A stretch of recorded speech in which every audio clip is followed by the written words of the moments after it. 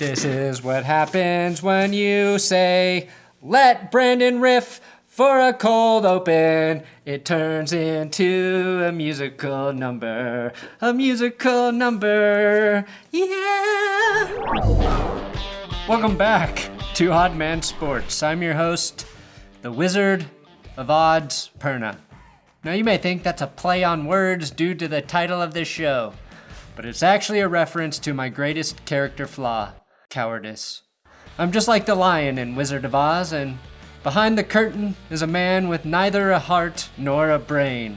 But I'm also the host of That's Good Sports and in charge of the graphics around here, which would explain this. Call to action reminder to subscribe to our channel and check out the Game Day website where we have a ton of weekly betting edge articles and our latest affiliate deals where sports betting is legal.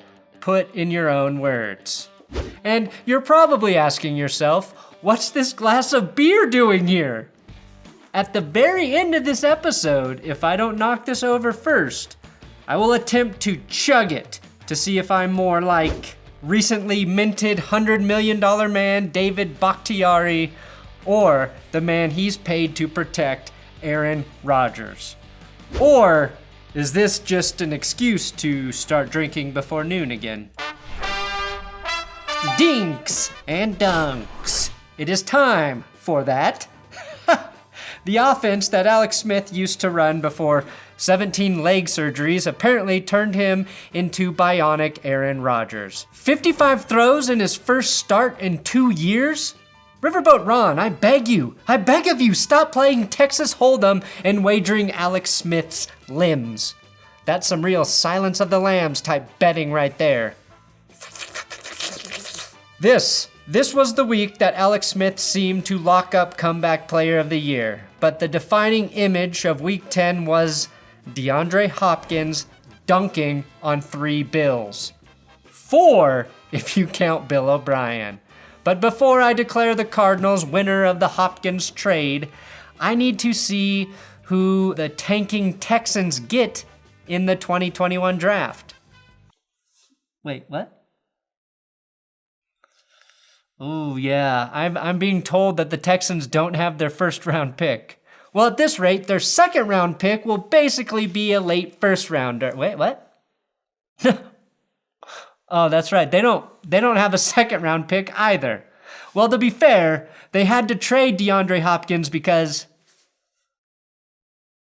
I'm sorry, my producer has run out of answers. We will never know what Bill O'Brien was thinking. This is literally the dumbest thing that has ever happened in football, surpassing the butt fumble. Now, the Texans fell to 2-7 after a 10-7 loss to the Browns, in which Nick Chubb capped a late breakaway run by stepping out of bounds at the 1-yard line, icing the game but preventing the Browns from covering the 3.5-point spread. If you bet on the Browns to win and cover, I think you might need to recalibrate your expectations. Even with a winning record, they have a worse point differential than the Chargers. Another team you never bet on to cover. The man who traded Odell Beckham, Dave Gettleman, called his team the best 2-7 team in NFL history. He might be right. After beating the Eagles, all signs now point to the G-Men winning the NFC East as the best 5-11 team to ever make the playoffs. Can they become the first team with a losing record to win the Super Bowl? 9-11, here we come, baby. Maybe that's just not the right motto for a New York team. The Patriots, despite being 7-point home dogs for the first time since little Stevie Belichick asked for his first mullet haircut, upset the Baltimore Ravens, capitalizing on some miscues from Lamar Jackson with Stephon Gilmore out. The Ravens offensive coordinator Greg Roman made the curious decision to challenge J.C. Jackson, who picked off a pass for the 5th straight game, making this the most short-sighted attack on a JC by a Roman since this. Jesus Christ. That said, I don't put that loss on Lamar, just like I don't put all of Christianity on Pontius Pilate, who based on this ancient portrait looked almost exactly like David Bowie. Credit the most monosyllabic family in football, the Belichicks, for keeping the Ravens' run game in check during the torrential downpour and getting a win with just 118 passing yards out of Cam Newton. I think Cam has more nicknames for his teammates right now than he does passing yards on the season. The extent of his nicknames was revealed on Twitter with such gems as Winnie the Pooh, Freemason Slack Shack Diesel, Bent Dog, Twin 1 and Twin 2, and Acai Bowl, to name a few. Cam, please call J.C. Jackson J.C. Penney.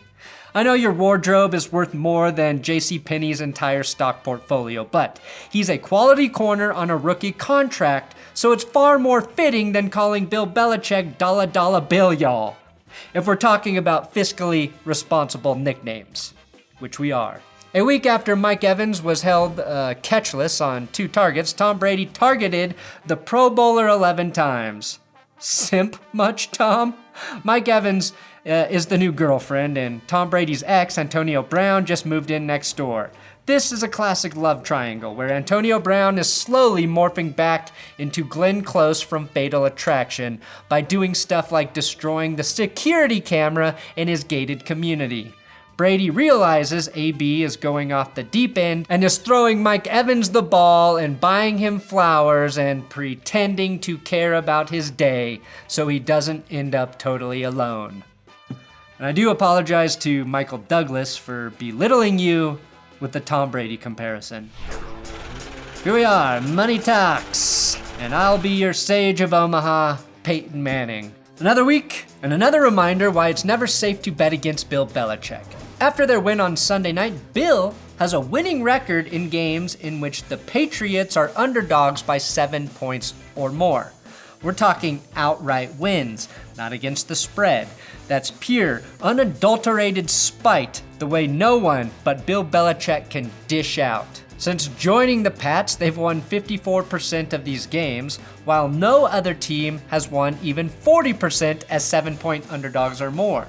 It's like Belichick has a vendetta towards Las Vegas, although you wouldn't know it based on their game against the Raiders. And while the Patriots still seem like a long shot to make the playoffs, there's money to be made betting against public money swept up in a rush to dethrone New England. At this point, it's like betting on COVID, to realize it's overstayed its welcome and politely make for the exit.